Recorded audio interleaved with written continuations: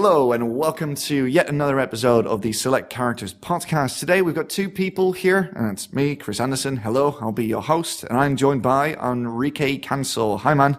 Hey, how's it going? Yeah, it's been all right. That winter is really happening over here right now. I don't know what it's like across the pond, but What's winter like for you guys? it really depends. We skipped winter for the past 2 years, I think. Like there was virtually no frost. I haven't seen snow in years, but it's freezing right now, and apparently it's going to get worse over the next coming weeks. So we might get snow. We might actually get a proper winter. Yeah, we're getting a little bit of a chill here now. It's like, I don't know what it's for you guys, but it's 40 degrees for us, and it's been raining all week, so it's nice cold air. Oh, yeah, it's Fahrenheit, the thing nobody really uses outside of science. We use Celsius. Like, what is freezing in Fahrenheit again? Like, at what point is it freezing? 32. All right, so it's 0 for us, which makes more sense, doesn't it? It does make more sense, actually. You're right. Right, everything between 0 and, I guess, 30 is all right. Everything above 30, you'll die of a heat stroke, probably. And everything under 0 is too fucking cold for me. So That makes sense. I like that. Very straightforward. Definitely. Talking about straightforward, let's just talk about video games, shall we? All right. What have you been playing this week? I actually did manage to get some gaming in. I had a pretty stressful week last week with prepping for like corporate visits and stuff like that. So I think by Thursday, just kind of when it was all said and done, I just like mentally zoned out and just crammed some video games in. So I picked up a couple of them. All right, which ones? Evil Genius was actually on Steam, which made me super excited. I don't know if you ever played it, but No, I've only heard of it, but I've never really seen and or played it. Unless, wait, was there like a mobile version of that game a couple of years back? I don't believe so. Then I'm just confusing things. All right, just tell me, what's Evil Genius? It's one of those base building ones, like along the lines of like Dungeon Keeper, where you're basically the bad guy trying to take over the world. It's really cool because the whole game has like a whole 19 like James Bond style like aesthetic. So you start off, you pick one of like these 3 caricature of evil villains. You have your Maximilian, Dr. Evil looking bald short guy. You have like the femme fatale style evil villain. Then you have like the Chinese Fu Manchu Mandarin style evil villain. So right, they all have like different like perks and bonuses you can use for your, I guess, like for your units, stuff like that. But yeah, you land on a desert island. You have like a cache full of money and some henchmen, and you dig your base into the side of a mountain.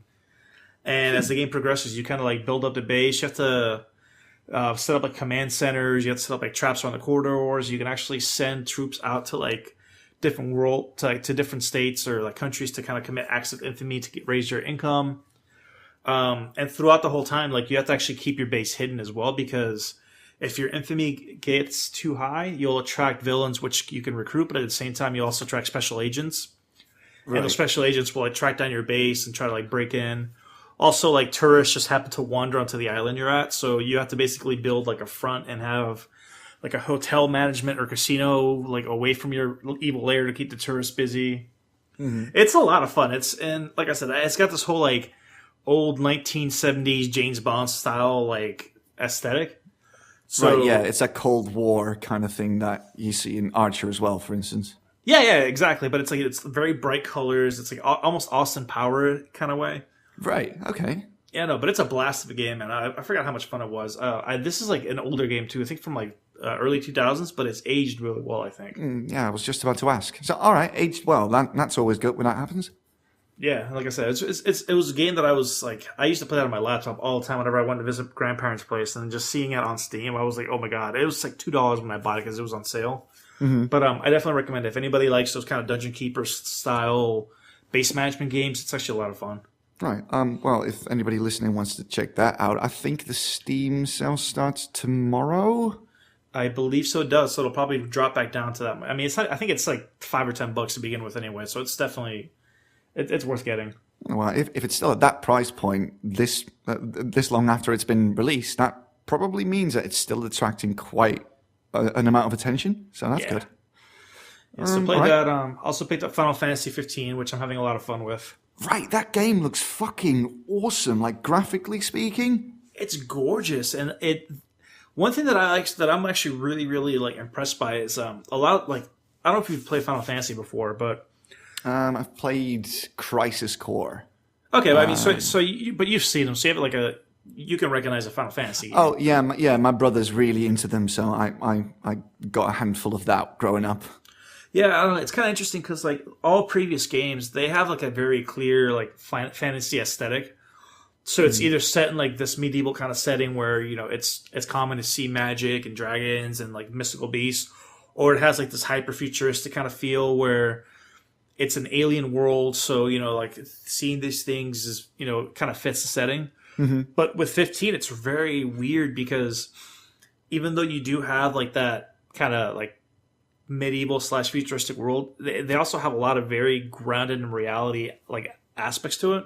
Mm-hmm. There's like random dinosaurs throughout the world. There's like a very like realistic aesthetic in terms of like office buildings and community centers. There's like vehicles, for example, like Audi is a notable brand within the game. Wait, it's an actual Audi? Yes, it is. It actually has the logo and everything on it. Oh, that's amazing. I can't really put my finger on why, but this makes me really happy for some reason. Yeah. I shouldn't really be happy about product placement in my video games, but still. Yeah, no, but I mean, it's cool. And like, I think the game starts off as, I think just essentially 4 friends making a road trip. And then the story kind of progresses to like events that happen back in your hometown. You have to like go back, and but it's such a weird contrast because you'll be like at a pit stop, and it's literally, on a highway. Imagine like driving a highway in the middle of like the desert in the US. Yeah, it looked American as fuck. Yeah, you stop by for gas, and then, like 2 feet down, you see a giant like bull with antlers and like raptor claws coming at you, and everyone's like, "Oh, it's just a Tuesday." All right, let's take a step back here. The story, you play some sort of prince, and the whole road trip is because he's marrying some princess in a distant kingdom or something like that, right? Yes. So basically, there's 2 kingdoms. There's the kingdom of Niflheim and the kingdom of Ilios, and they're kind of contrasting philosophies where Niflheim is like very technologically advanced, and they're kind of like the big imposing like war machine. Mm-hmm. And Niflheim is like the kingdom that kind of still uses magic. And Niflheim has had this princess kidnapped for a while. And I think just now they kind of make this truce happen. Like, hey, we're willing to I guess like have a ceasefire because these nations have been at war for like the past couple of years. Mm-hmm. And they say, as a sign of us, creating this armistice, we're going to have the princess, which we technically kidnapped, so she's not ours to begin with, but it's our princess. She's going to marry your prince. That's a solution that comes straight from our own history, because that's something they used to do in feudal times, right? Exactly. But I guess like the king of Elos doesn't trust Niflheim with good reason, so he basically stages that the princess is actually going to get like not kidnapped, but escorted away from the main city. And his son is going to go meet her somewhere else so they can get married separately because he thinks it's a setup. Right. And I don't want to spoil too much. They did actually come out with a prequel movie, Kingsglaive, which actually kind of explains that whole background of what happens like with that peace treaty and everything. Yeah, I heard about that. The problem I have with that is if you need a whole other medium to set the stage for your video game, but not include that thing in your video game, it doesn't feel right, does it? Because you need to pay twice for something. You actually don't need it. The video game does a really good job of explaining what's going on. Right. It's just that they have like that little extra medium if you want a little bit more backstory of like what actually happened. Because the game actually reveals, you're on the way to meet your bride-to-be, and then you get news of like there's an invasion that happened, that Niflheim actually invaded and pretty much annexed the city. So as the time goes, you kind of start piecing together like what actually, like what's going, that things aren't right at home. Mm-hmm. And it turns from a road trip to going to see your fiance to basically a road trip to kind of retake your kingdom. All right, that's a completely different kind of road trip, that. Yeah, exactly. But I mean, it's really weird too, because when the trailer first came out, a lot of people were making fun because they had like the 4 guys riding in a car with the top down, and that pretty much is a big focus of the game. I'm not gonna lie. So, is it like open world, or are you on sort of a set trail and you can only deviate, in a few short moments? Or? No, it's pretty open world. At least the first few chapters are. You have like this pretty big sprawling map where you can take a road trip, from town to town. You can actually sit down, pick up quests, do whatever you need to, and then get a car and like go off. The only thing I'd say is it can be a little bit too open world sometimes, where there's a lot of space, nothing between spaces. Right. So it requires you to sit in the car and drive, and you're driving for like 2-3 minutes in real time. All right. Well, you can listen you can buy tapes and stuff at truck stops, right? So you can listen to music in your car. Yes, you can. I've actually I actually bought the original Final Fantasy 1 soundtrack, so I listen to that when I go on road trips. See, that's fucking hilarious. It's great that they put that in a game, right? Yeah, it is, and it's weird. Like, it's very Japanesey. It has a lot of like those weird slice of life things that you'd find in some of those like Japanese JRPGs. Like when you're out in the world, you can actually set up camp with your four buddies, and I guess like one of the guys will actually make lunch and dinner for your party, and you get different food buffs for the party. One of the friends is a photographer, so I guess at the end of every camping trip, like when you go to rest for a bit, he'll actually have taken pictures throughout the whole time. Then you get to pick which pictures you like to save. Yeah, I heard about that. Apparently, he gets better the longer the game goes on. So the sort of photographs he takes of your trip get better the longer he does it. Yeah, they do, and you can actually he starts taking pictures like mid combat, so you can actually get some gorgeous shots of it too. Oh, that's amazing! It's completely pointless, but I love that it's in there. But I mean, like I said, it's pointless, but it's fun. What do you think? Is this the most millennial Final Fantasy game? Yeah. Oh, for sure. It is. It is super millennial. Like I said, riding, with your bro trip. But it's a lot of fun. I wasn't a fan of Final Fantasy like 13 and 13-2. Yeah, not a lot of people are. I don't know. I think that they deviated from the formula a lot, where like they kind of automized combat a little bit too much, and the game felt very, very linear. With this one, it feels like it's more of a return to form for Final Fantasy, and the combat's actually really great once you get the hang of it. It's at its core, it's basically a glorified hack and slash. You're just kind of pressing the same button over and over again to attack. And you can use the joystick to move directionally to kind of modify the attacks you're doing. Like, you're holding on the attack button and you'll chain combos automatically, but if you tilt back on the controller, your guy will lean back and then do like a side swipe to dive in. You can so tilt it's more to the side. you reacting and not so much just attacking. You hold the button to attack, and then you just have to react to what the enemies do while your character fights, right? Yes. Yeah. And it also has like it's a weird pseudo party system where you do have your 3 companions, but they're all controlled by the AI. But as you're fighting, you can actually coordinate your attacks with them, and then you can kind of like chain attacks to get special bonuses. And depending on which character and what weapon they're using, you can change specific attacks for bonuses on like with resistances or damages. It's actually pretty in depth once you get into it. And does that extend to the rest of the game? Is the rest of the game as complex and deep? Can you really sink your teeth into it as an RPG? Yes, you can. And I like it because I think the pacing is actually really well, where they introduce those things little by little, so you don't feel immediately overwhelmed by everything. All right. So I mean, I just unlocked Chocobo Race rentals, which are amazing. Yeah, I saw some videos of that. That game just looks gorgeous, especially when there's Chocobo there, right? Yeah, the Chocobo Highway. Yeah. Really cool, man. I've been hearing good things. What's the story like? I know the synopsis now, but is it done well? What's the voice acting like? Voice acting is really well. I like the story so far. I've heard mixed reviews on some people, but I think that's just the nature of the gameplay. Some people don't necessarily like the Final Fantasy style stories and how they're told narratively, but I like them because, like I said, you have you're basically told everything to the point of view of the prince, who's not necessarily naive, but he doesn't really understand what's going on at first, and you find out things at the same pace that he does. And then you have the cast of characters, which like his friends / bodyguards, and they each have their unique personality traits. But the way the story is like spread out, I think, is really good. You start off with, like I said, just the knowledge of you're doing like your basic road trip, meeting your fiance. You find out about what happens to the city, and then as it progresses, you start seeing a lot of like political intrigue, and there's a lot of behind the scenes stuff going on as well. I'm trying to be really vague because I don't want to like spoil a lot of the things that come up. How many hours in are you now? I am about 10 hours in, and I think I'm only at chapter 5. Out of how many chapters? I think there's 20, I believe. Oh, Jesus Christ. That's That's a lot longer than I expected. I've also been like dicking around though. Like I'm one of those when I play RPGs, I tend to go like explore every nook and cranny and do every little mini quest I can the first time through. Well, yeah, that's what you do in an RPG. Yeah, so, but like I said, I mean, I'm having a lot of fun with it. All right, cool. So to sort of loosely quote what Sam said a couple of months back, would you recommend this game to a past version of yourself? Yes. Well, there you go. I would. Yeah, that's the shining endorsement you'll get from the select characters. What else? Have you been playing other games? Those are the two major ones right now. Like I said, sinking my teeth into Evil Genius, and then I did try not Ico. Shit, God, what the hell was it called? It's Last Guardian. Right? Yes. Yeah. I tried that for like about an hour. It's really pretty. It's gorgeous looking. Apparently, it has really, really bad performance issues.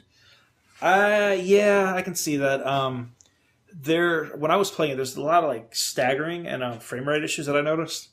Yeah, especially those. Some people were reporting, and I saw a video of this actually, that where the frames dropped to the low tens, which is not what you want. I could see that. Yeah. It definitely it feels buggy. Right. Which I know that's not the case for everybody, but at least like the little bit that I played of it didn't. Even though it looks pretty, the frame rate issues were for me distracting enough where I kind of put it down. I'm like, I'm just gonna wait for this to get patched, and I'll go back to like a game that I know looks well and performs well. Yeah, which is not what you want for a game that has been in development for 9 years. I know. It has to be such a disappointment, because you know that there are some people who have been, holding a candle for this. I've been waiting patiently for years to play this, and then it comes out, and then it's just marred with performance issues. That's true, but I mean, from the reviews that I've seen, though, it's getting decent enough reviews. So I'd say like about a 7 or an 8, which is well above average for a gameplay. Oh yeah, it's not bad at all. But people were expecting it to be as great as Ico or Shadow of the Colossus or something like that. And apparently, it's not. But I find that's kind of usually like par for the course when it comes to games that have been in development for that long. Yeah. If you're developing a game for about 9 years, you have to be so bogged down. It has to be hard to oversee what you're actually doing. If you've been doing it for 9 years, and that game was supposed to come out for the PlayStation 3, it's now on the PlayStation 4, and that probably meant that they had to change the development style, had to change the way that they developed the game as well. Right. Game development is hard, and I think they made it harder on themselves along the way. Yeah, that's true. There's a game I actually wanted to talk to you about because you weren't here last week, but No Man's Sky apparently showed a sign of life, and they released the Foundation update. And I wanted to know if you played it. Yes, I played a little bit of it, and it seems like a lot of fun. I'm a little torn because I feel bad because Hello Games got a lot of crap. Oh, rightly so. In a lot of cases. Yeah, and especially with like their little radio silence on Twitter. But I mean, seeing this update I feel like we owe them a little bit of an apology because I do think the gaming community can be a little bit rabid. Oh, yeah, just a tiny bit. I understand it sucks that they kind of went radio silence, but at the same time, I feel like they probably did it in their own best interest, saying, "Hey, they're upset. Let's not even engage it. Let's just buckle down and focus on the work that we're doing." And I think that's kind of what. I don't want to say this justifies the radio silence, but I think kind of it's a little bit more understandable seeing the amount of effort they put into the game. It wasn't a good idea to stay radio silent because they had a cult of personality surrounding Sean Murray that just wanted to hear them either explain why the game was in the state it was in when it released, or just apologize. And they did neither. Murray still hasn't really said anything because it's other people working at Hello Games now that are posting like patch notes and stuff like that. But people just wanted any sign from the man himself, because he was this Molyneux type character that promised an awful lot of things, and most of those things did not end up in the game, and the features that did end up in the game were not as great as people expected. Yes, I say we, but I'd like to distance myself from those people. People were angry, really angry. to the point where they were sending him death threats and stuff. That is where you absolutely must draw the fucking line, because you just don't do that. Not to make a point, not for anything. You don't threaten to kill somebody because a video game they made is not to your fucking liking. Don't be an idiot. But they still lied about a lot of things. They still weren't truthful or honest with the community, and they should get shit for that, and they should get shit for that at every turn. I do, however, think that it's commendable that they did not cut and run after the fiasco that was the launch. They actively seem to be working on the game, and they seem to be wanting to turn that game into the game they promised it would be. So that's cool. Let's not forget that what they did was dickish, but we should also we should also applaud them for them trying to stick with it now. Yes, that's my main thing. That they could have very easily just have left and not even given a fuck to people, but they decided to stick around. I mean, and the Foundation update itself, I think it's pretty cool. So I mean, going back to that, I played it a bit, and at least from what I saw, if this is kind of what they hope to continue working on, I really hope that I think it's going to be a good thing for the game. Yeah, definitely. I mean, they've got the base building in there now, which is a giant leap forward for that game, because they actually added some game to their game, you know? Yes, and it's kind of funny. It's not perfect. It reminds me of the base building you saw in Fallout 4, where, you're basically stacking, funny shaped Lego bricks to get on top of each other to kind of make the bases, and they're not always going to fit perfectly, but I think it's a really good start. And one of the things that I was kind of worried about when I saw that, it seems, I was worried, hey, it's a game about exploration. Why are you making us, I don't think this is really going to be enough if you're going to make us stay on one planet. But they added a teleportation system. So you can actually set, several bases on planets and then go between each base, which is really convenient. Yeah. And just, store stuff that you found out in the universe and just store it there so it doesn't clog up your inventory. The inventory is better now, isn't it? Because you can stack more items. Thank God. That was especially because the fact that your inventory was so limited to begin with, stacking items was very, very inconvenient. But now that actually it's a quality of life improvement. That's good all around. I don't have the money for it yet, but apparently you can also buy a freighter. Yes, you can. You can store a shit ton of stuff in those. You can actually land on them now as well, which is cool. Nice. I haven't seen that yet. No. I mean, like I said, I don't have the money for it. I saw there are a couple of million credits, and I was like, Jesus Christ. Oh wait, no, you don't need to buy them to enter them. You can just fly up to them and just land there, and there'll be aliens there, and a trading thing and this and that. So. Oh no! Oh yeah, that I did do, because I know you can actually recruit some of those aliens too to come work for you on your little bases and stuff. Yeah, what does that actually do? You can just kind of have them maintaining stuff, helping your plants grow and things like that. I don't think it actually has any major gameplay changing elements on it. Right. It's just kind of, I think, to add some life to your bases. Yeah, it's good that in this wide galaxy they've managed to figure out a way to put more than one alien in any given space station or research lab or whatever. Right. Yeah, it's a decent start, definitely, and I think they should be given a go at this. Let's see what they can come up with. Let's see if they can repair that burnt bridge. Yeah, like I said, man, if this is a sign of things to come, and they're gonna sit and invest some more time on it, man, I'm excited. I'm actually really glad I didn't get rid of No Man's Sky, honestly. Yeah. Well, I'm not entirely sure if I'm glad that I kept it. It's just I sort of forgot that I had it, I guess, until the patch came out, and I played a little bit of it, and it's still doing anything in that game still feels a bit pointless, because you're essentially just going to a planet so you can get more stuff you can use, so you can get to a different planet where you can get more stuff to get to a third planet ad nauseum. So there's still very little game in that game now, but there is a foundation now. So let's see what they do with it. Let's hope it's good, because you want games to be good, don't you? It's true. Well, it's funny because it feels like I don't want to say they gave up on their original vision of the game, but it feels more like they decided, whatever, make this Minecraft rather than, what it was before. Yeah, that I can definitely live with. I mean, throw some multiplayer in there and more base building, more complex base building, and you've got a game I'll happily play every day. Yeah. I mean, like I said, it seems like there's less focus on the whole gets the center of the universe now and more focus on allowing the player to wander where they want. Yeah, you don't really want to go to the center of the galaxy anyway because there's fuck all there. That's what I heard. Oh, the survival mode's really cool too if you haven't tried that. I didn't think the survival stuff in the base game was particularly great either, so I don't really know why I should make it harder on myself by playing the survival mode. I kind of like it. At least for me, like it gives you a little bit of extra stuff to do, things to pay attention to. Like, paying attention to like the toxicity on planets, the resources you need. So when you are going out doing like the base building and stuff, you always want to be careful. Like, crap, the planet's really toxic. I need to get out of here. I need to make sure that my suit's up to date. I really do hope they update the graphics at some point to make it look like one of the announcement trailers because that looked awesome.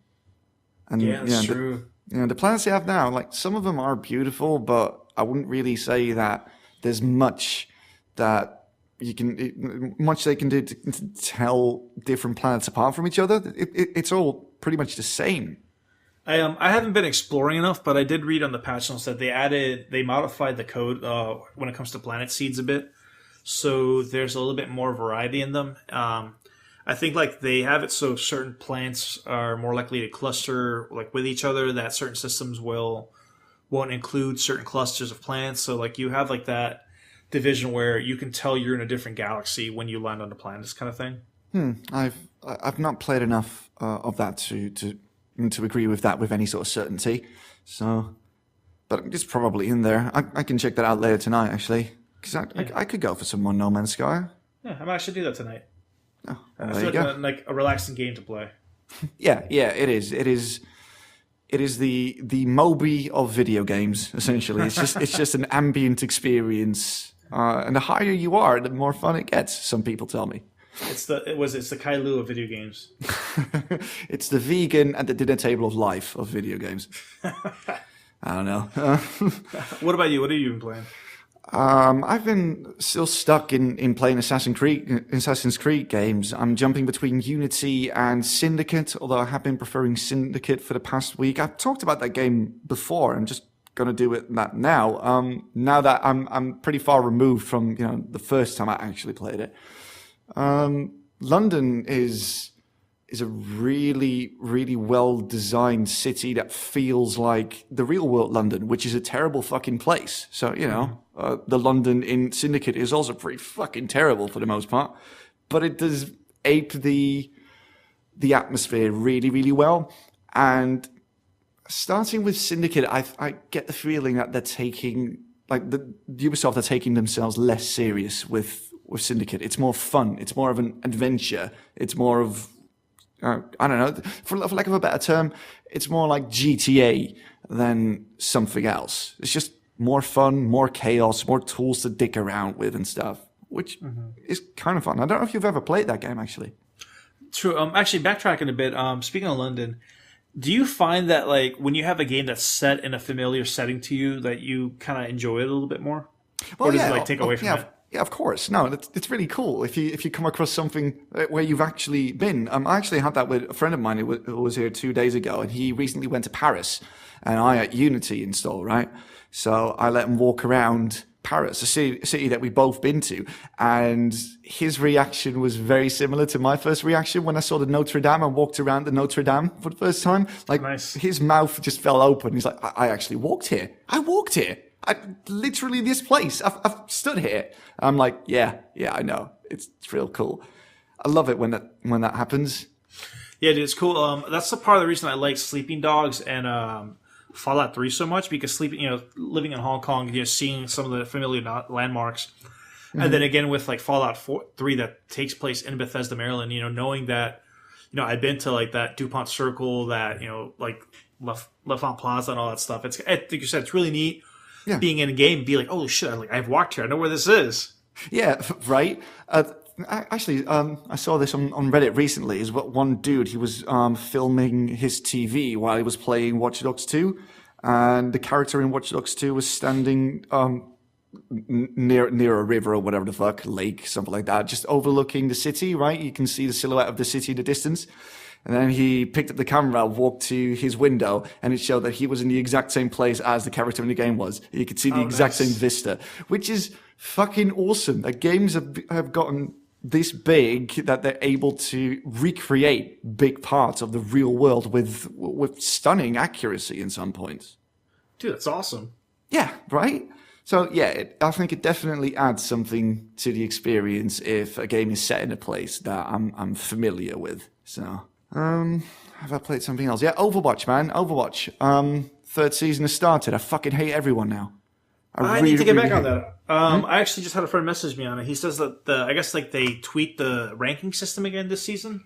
Yeah. In effect, that means that you'll rank a lot lower than you did in the previous seasons. For instance, I started the second season I started around 2,000 points, and now I started at 1,500, although I'm in the high 1,700s right now. But still, it's a lot lower than I was. So for a minute there, I thought I was getting worse at the game. But apparently, it's a result of them tweaking the ranking system. I mean, is that good though? I don't know. I'm not invested enough in esports or in Overwatch esports as I am, so I don't really know if it matters in the long run. Okay. You've not really played it as of late, have you? No, I haven't actually. That's today was gonna be the first time that I jumped back into it because I'd just been sidetracked with work, and then every time I opened up the damn Blizzard launcher, World of Warcraft is like looking at me again. Yeah, I know what that feels like. It's really hard to get out of their ecosystem, right? Because all their games are really fucking addictive. I know, and it sucks because once you get into one, you kind of like invest yourself fully in that one for a while. Mm-hmm. Yeah, definitely. I started doing that with World of Warcraft, and then I moved to Hearthstone, which I played hardcore, like 5-6 hours a day for like a year. And I jumped to Heroes of the Storm, and now finally to Overwatch, which is, like Sam said, it's a palate cleanser. It's just a game that's always fun to play, regardless of what you've been doing previous. Yeah, and it's fast paced enough to where like you can kind of just jump in, get your fix, and then like you like you said, it's a palate cleanser. It cleans you off afterwards. Yeah. I've got a suggestion for you, if you will. You probably played a ranked match with a team that is so fucking toxic that the only thing that they're doing is yelling at each other or yell at you if you have the misfortune of butting in at any point, right? Yep. Well, apparently, if you ram the P key, you can just mute the entire chat, which I didn't know, and it's amazing. Really? Mm-hmm. Yeah, the insanity that is the ranked chat is just gone now, which is great. Finally, the game's fucking fun to play in ranked. God knows I can't play in quick play because I like competition. That's good, though. I like that. Yeah, definitely. Just move into news, right? Tomorrow, Overwatch will have the winter event starting, which apparently adds a couple of new skins and voice lines and stuff.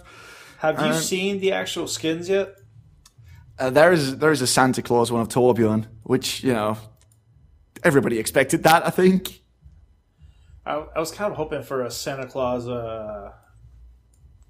Reinhardt. Reinhardt got more than enough love during the Halloween update, right? No, Reinhardt, all he had was one skin for the... I think he just had the one skin. That's it for the Halloween update, like the Ghost one. And he was a storyteller for the Horde mode thing. Oh, I guess. I don't know. Man, I want them to bring in another like Horde mode game like that. That would be great. Yeah. I've got a list here actually of heroes that are getting a new skin or new emotes or highlight intros. It doesn't really specify which one each hero will be getting, but this is the list: Widowmaker, Reinhardt. So there you go. Mercy, Symmetra, Reaper, Sombra, Roadhog, Diva, Anna, Soldier 76, and Lucio. And the rest might get new items as well, but this is according to a data mine done by some fans. And there's mention of a new map, and Athena, the in-game computer, the announcer, saying something along the lines of Challenger has entered the arena or something like that. So that might be part of the event tomorrow. Nice. Who knows? Which is weird, because you would have expected it to go live today, considering today was patch day. Yeah, well, apparently it's tomorrow. They just announced it on their Facebook page, actually, that the event might start tomorrow, or will probably start tomorrow. I don't like this is anarchy. Right? So, what do you think, man? I mean, Overwatch has been a returning element to this show ever since it came out. Like, from day one, most of us have been playing it, apart from Jamie, who's a Square, and he's not here right now, so... I mean, dude, hey, it won Game of the Year for a reason, I think. Yeah. Do you think it ranks high on your Game of the Year list? I think it did. It's just, they did so many things right on it. And overall, it's just a very clean, polished game. It's a good shooter that it feels good to play. They can control as well. The gameplay in the matches are quick enough to where they feel rewarding. They don't ever feel like they're dragging on. Yeah. But you still have, and it always has like that one more turn kind of fix that I get from other games, or like, like that. I think the only game that's actually been able to do that on a consistent basis was Sid Meier's. But with Overwatch, it's one of those games that when I start playing, it's always like, I guess I'll do one more round real quick. Yeah. It's usually between 5 and 10 minutes, 15 if the two teams are evenly matched. Yep, and then not just that, but like it's got a really great aesthetic. I mean, Blizzard does like a really good job of kind of creating these graphics and art designs that age really well. So I mean, because it has like that kind of almost cartoony look to it, years down the line, I mean, I'm sure the game's still going to look great because of it. Oh yeah, definitely. It's that Pixar sort of theme thing, right? Yep.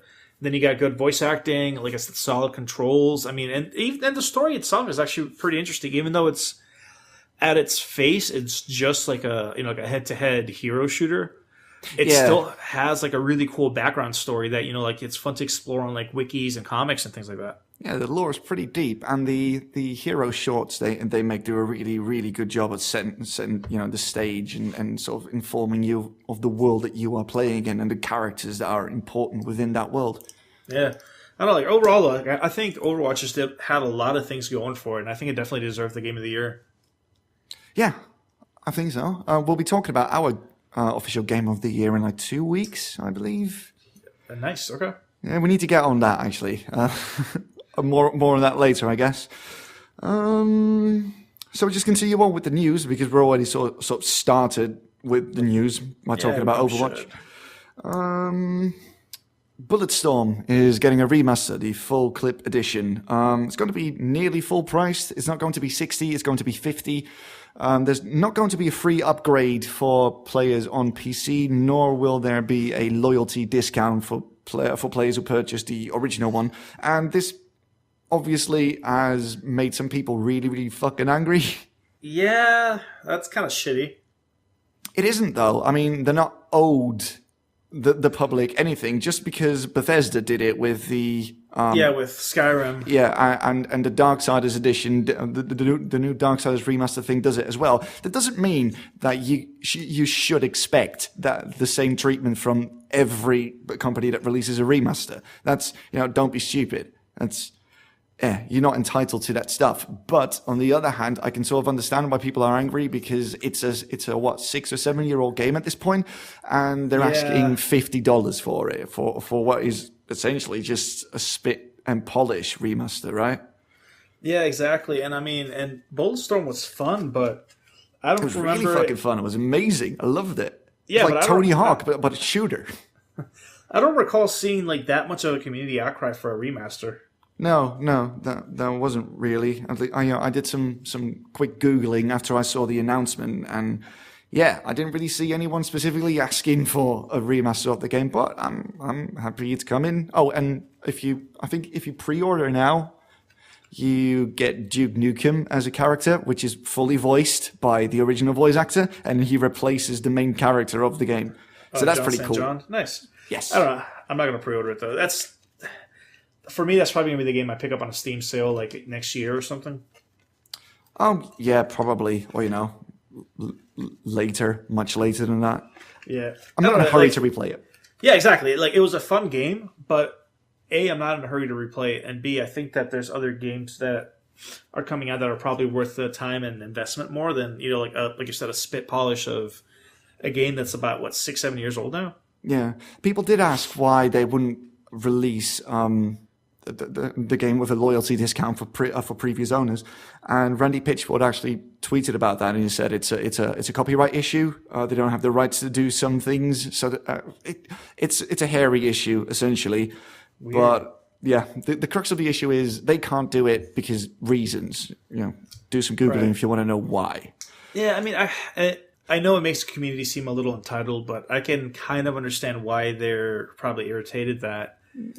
I don't know, that's weird. But at the same time, you don't have to pay for it because if you already own it on PC, you already had the game. So yeah, still though, they still take a lot of time to develop these remasters. Even the simple remasters are still pretty hard to make because making video games is really, really hard. Yeah, and I think that they're entitled to ask any price for their game that they want. Within reason. And if they think 50 is what the game's worth, then, more power to them. The consumer will tell them if their assumption was correct or not. So that is true. Yeah, I think at that point it's up to the consumer to say, like, you know what? Your game's not worth $50, so we'll wait. Yeah. But this whole business about them not giving it away for free and people getting up in arms about this, fuck off, mate. You don't entitled to anything. That's true. No, I agree with that. I mean, I think it was a nice gesture on Bethesda's behalf, but at the same time, I feel like Bethesda had a little bit more leeway because, no offense to them, but the Skyrim has a huge modding community. So, yeah, a lot of those people don't really transfer from original Skyrim to the new one. Oh no, I know, but I'm saying but they made it so if you already had original Skyrim, you just got a free upgrade to the new one, but.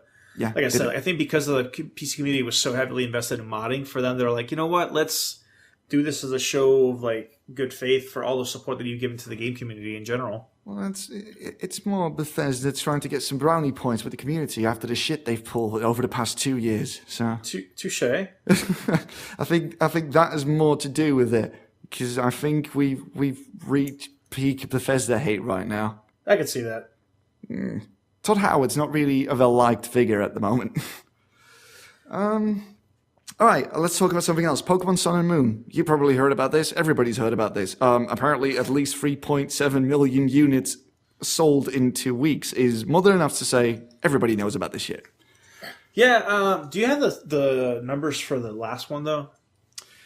Oh, that's a really good question. I can just Google that, I guess. Yeah, I'm not trying to belittle this one, because... I mean, I think it's a lot of fun, but keep in mind, though...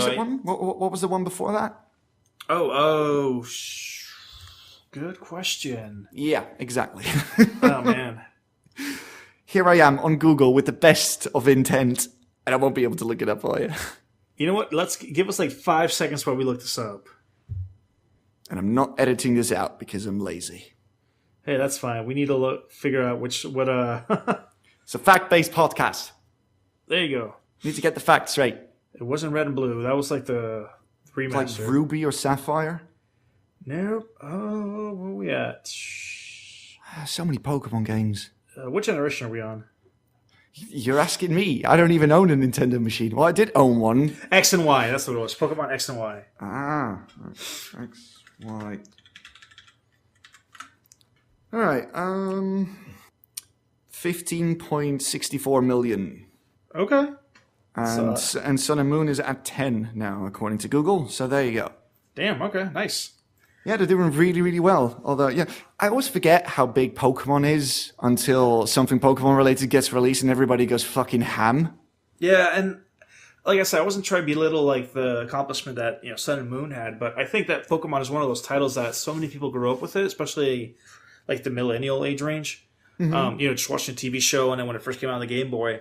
That I think it's just whenever a new Pokemon comes out that has that drastic difference in gameplay, it kind of rekindles that feeling people have for Pokemon. It's almost becomes like an impulse buy for a lot of them. Yeah, I guess you're right. I mean, I bought a 3DS XL for that specific purpose. Yeah, exactly. Because you hear Pokemon, you're like, oh man, I want to play Pokemon again, and then you play it and you're like, oh, that was fun. It's like Yoo-Hoo. Yoo-Hoo is aimed for people who haven't had a Yoo-Hoo in a while. What? Yoo-Hoo? Oh, you never had Yoo-Hoo? It must be no. an American. It's an American thing. It's like a chocolate water drink, but wow.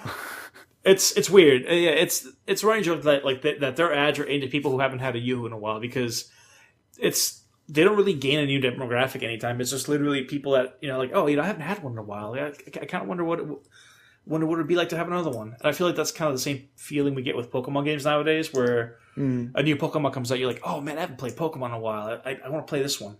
Yeah, right. Because you have all these positive associations with the franchise on accounts of you're probably playing Red or Blue, the original ones, or Yellow or Silver or Gold, something like that. It's just like, hey y'all, you remember Pokemon? Oh, I remember. That is the most pop culture specific we'll ever be on this podcast. I'm terribly sorry. But it was fitting. Yes, it was. Pokemon is still really, really fucking big, which is, good, I guess. People seem to enjoy that game. There's still a whole competitive scene around Pokemon as well, which blows my mind every time I read a story from that. It is ridiculously competitive, dude. And I'm not just talking about like the Pokemon game itself. I mean, people still do Pokemon card game tournaments. Yeah. It's intense. It's still going. Pokemon is still a thing. Good for Japan, I guess. Good for Nintendo. All right. Last story of the day. There's not going to be a Battlefield next year, which isn't really all that surprising. But instead of a new Battlefield, we'll get a new Star Wars Battlefront. And apparently it's going to be bigger in scope than the newest Battlefront was, which is not really a tall order since that game was as deep as a shallow puddle. The game, the Battlefront looked gorgeous, and I think it was the gameplay itself was fun, but like you said, it's very, very shallow, and it didn't really have a lot of advancement system. I think it was just made for people who hadn't played. I don't want to say it was a cash grab, but I think they were literally just banking on that Star Wars itch people have had. No, it was definitely a cash grab. Like there were so many mechanics that were iconic of the franchise back in the day that just did not see a return in the new Battlefront. And it was released around the time that The Force Awakens released as well. It even included a map on Jakku. So yeah, hopefully the second one coming out next year is not like that and just will reintroduce stuff people know from the original games, like fucking space battles, for instance. Yeah, it's making me wonder if, how long the game was in development and if it just got kind of put into the pipeline and rushed out to coincide with the release of Star Wars. Yeah, it feels like that, right? We can't say it with any sort of certainty, but it does feel like that because the timing makes it really suspicious. We hadn't really heard about Star Wars Battlefront for years, and then the new Star Wars thing gets announced, and boom, Battlefront's back. Yeah. So, I don't know, like you said, I hope with the next one, they seen that there's enough of a interest in it, and there was enough complaints for it as well, that they'll kind of take those into consideration when they're kind of making the new one. Of course there was interest in it. It's Star Wars. But you know what I'm saying? Like it was enough interest that people wanted to pick up, and that they were critical about it. It's like, hey, this game is great, but I want this, and this out of it. Yeah. Let's hope that we get everything that we want for the second one. Because you're right, that game looks amazing. It's the closest you'll ever get to being in the movies. It was fantastic from a graphical point of view, an audio-visual point of view as well. It was just a really, really beautiful game. Yeah, and it's just a shame because it honestly felt more like a really fun tech demo than a full gameplay experience. Yeah, right. I want a good Star Wars experience to sink my teeth into, something that keeps me, occupied for at least dozens of hours, if not more, which the original did for a lot of people. So let's do that again, I guess, with the current engine. Yeah, I mean, and who knows? Maybe we can take those assets and make another Star Wars Bounty Hunter game or something. Christ, wouldn't that be something? I know. It's 1313, was it? Yeah, well, there is another one coming, right? Which is apparently written by the same writer who did Uncharted. And there's a game in a style of Uncharted, but Star Wars. I might be talking about my ass here, but I do vaguely recall reading something like that. Some fever dream. Yeah, only spoken of in hushed tones around campfires. It could be fun, though. I mean, like I said, it's one of those things where we got a peek at the potential it could have, so I really hope they kind of live up to it. Yeah, definitely. And with that, we have come to the end of my list, which means we've come to the end of this podcast. Thank you so much for listening. Hopefully, all four of us will be back next week. Eventually. Eventually, we'll find a time where all of us can actually come here and do the show for you. Yeah, if you want to check us out on social media, you can do that. If you want to check us out on YouTube, you can do that as well. Links to everything in the description. Thank you so much for listening again. My name is Chris for Select Characters. Keep on rocking in the free world, I guess. Goodbye. Later. Goodbye. Later. Goodbye. Later. Goodbye. Later.